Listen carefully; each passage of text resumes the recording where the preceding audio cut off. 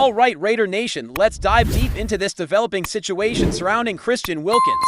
And trust me, this is one of the biggest storylines surrounding the Las Vegas Raiders heading into the new season. So grab your coffee, sit back, and let's break it all down together. As of today, the team is facing a real dilemma regarding their star defensive tackle, and the uncertainty around his health could shape the entire defensive strategy moving forward.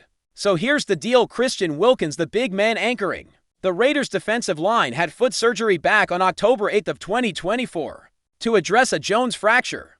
Now, typically injuries like this take around 3 to 4 months to heal. That's what the original medical outlook suggested, and everyone in Raider Nation was hoping that by the time training camp rolled around, Wilkins would be back stronger than ever and ready to make a major impact. But here we are 9 months later and he's still not 100%. Let that sink in for a second. 9 months. It's frustrating, it's concerning, and it's leaving the coaching staff and front office with some really tough decisions to make. Just last week, a source close to the situation reached out and dropped a bombshell. Wilkins is going to need a second surgery if he wants to fully fix the issue.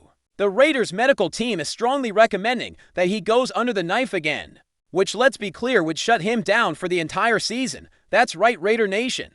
If Wilkins agrees to this second surgery, we won't see him suit up at all in 2025. That's a massive blow for a defense that's already working to build chemistry and consistency.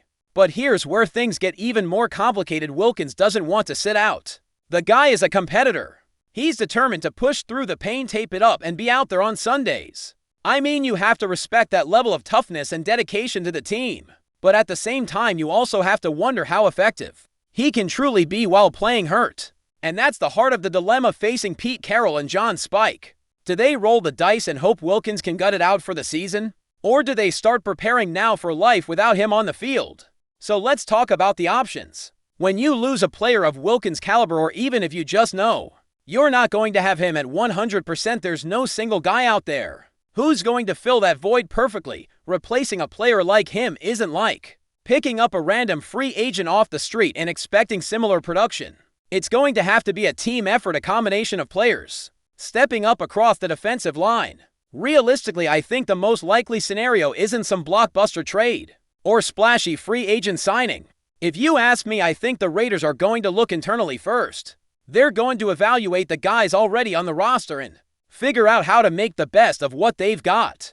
Whether that means shifting players around, changing defensive schemes, or simply demanding more production from the depth pieces already in place. I truly believe the solution is going to come from within, at least at first. There's a level of confidence right now in the Raiders' defensive line, and that's largely thanks to Rob Leonard and Patrick Graham. The coaching staff believes in the development of their younger players. They trust their system, and they're hopeful that the guys already in the building can rise to the occasion. Of course, everything could change if Wilkins decides at the last minute to go ahead with the surgery. But as of today, it feels like the Raiders are gearing up to handle this in-house. Now the big question that fans are asking, and honestly it's the same question the coaching staff is asking internally, is this: which current Raider needs to step up the most if Christian Wilkins can't go? And honestly, even if Wilkins is on the field but operating at 70 or 80%, someone else is going to need to take their game to the next level. This is not just a next man up situation. This is an entire unit has to elevate situation. Let me tell you who I think that number one guy is in just a second. But first, let's quickly run through a few key names that are already drawing attention inside the organization as potential Wilkins replacements, starting from the bottom of my list and working my way to the top. Let's begin with Jonah Lualu. He's a young guy, not the biggest name out there, but he's shown some flashes. He could step into that nose tackle role, especially given his ability to hold up against the run. He's definitely undersized compared to Wilkins, but sometimes that chip on the shoulder fuels these young guys to overperform expectations. Next up is Tonka Hemingway. Now, when you look at where he was drafted compared to someone like J.J. Pegas, there's a reason Hemingway is getting more of the spotlight right now. A 4th-round pick carries more weight and expectation than a 6th-rounder. And from what we've seen so far in practice, Hemingway is showing the kind of effort and discipline the coaches love. Realistically, both Hemingway and Pegas could end up with expanded roles, especially if the injury situation with Wilkins doesn't improve. Moving higher up the list, we've got Adam Butler. Now this one is interesting. The Raiders gave Butler a 3-year $16.5 million deal very early in the offseason. At the time, some fans were scratching their heads wondering why the urgency to lock Butler down. But now with the Wilkins situation unfolding the way it is, that move makes a lot more sense. Butler is now your top defensive tackle on the roster, and the expectation is that he's going to be a major contributor regardless of Wilkins' availability. Right behind Butler coming in at number 2 on my list is Lucky Fotu. From a pure size perspective, he's probably the closest thing the Raiders have to Wilkins on the roster right now. Wilkins is a massive human being, and Fotu has the kind of frame and strength needed to eat up double teams and open lanes for other defenders. Is he as talented as Wilkins? No, but if his primary job becomes absorbing blocks and letting guys like Max Crosby and Malcolm Koonce get to the quarterback, that's a role he can handle. But here's where things get really interesting, Raider Nation. My number 1 pick for the player who absolutely needs to step up in Wilkins' absence is none other than Tyrie Wilson. Yes, Tyrie Wilson. I know some of you might be surprised by that choice, but hear me out. Wilson has the unique ability to line up at both defensive end and defensive tackle. He's got the size, the strength, and the athleticism to move inside when needed. And given the way the Raiders drafted this year, bringing in guys like Pegas and Hemingway, who are also a bit of those tweener-type players, it feels like the coaching staff is preparing for a more flexible, adaptable defensive front. I'll also say this: since the 2023 NFL Draft, I've heard more chatter about Tyrie Wilson than almost any other player on this defense, not named Max Crosby. And here's why: the Raiders passed on Jalen Carter at pick number 7 to select Wilson.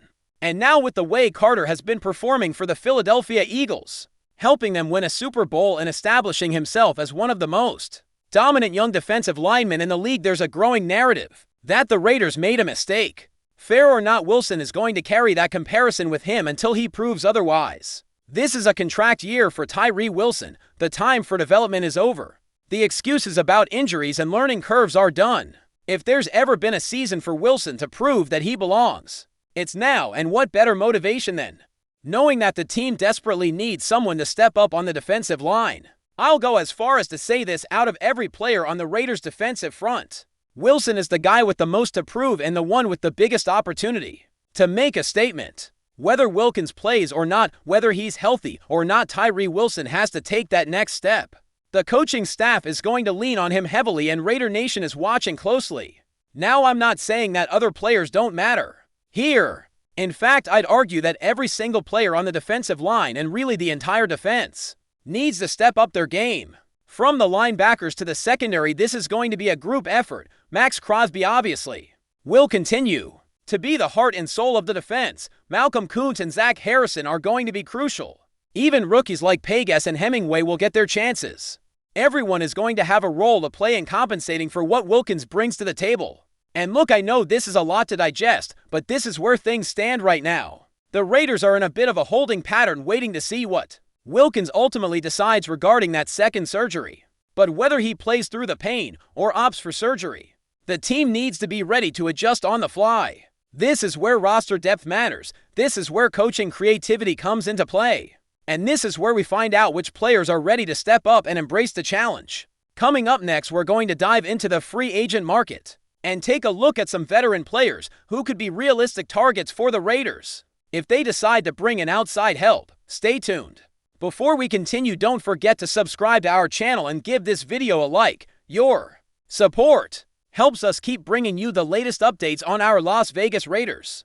And don't be shy, drop your thoughts on the news in the comments below. Las Vegas is abuzz with whispers this week as a sensational rumor gains traction. Rasul Douglas, the stalwart cornerback currently with the Buffalo Bills, might be heading to the desert to join the Las Vegas Raiders. While nothing has been officially confirmed, the sheer possibility has set the NFL world, and particularly the Raiders' passionate fan base, into an absolute frenzy. Sources close to both organizations, who prefer to remain anonymous given the sensitivity of such a high-profile potential move, suggest that discussions are indeed underway. The thought of Douglas, known for his tenacious coverage, ball-hawking skills, and veteran leadership donning the silver and black, has ignited a wave of excitement among Raiders faithful. Social media is already awash with what-if scenarios, imagining Douglas lining up against AFC West rivals and bolstering a Raiders defense that has shown flashes of brilliance but could undoubtedly benefit from his consistent presence.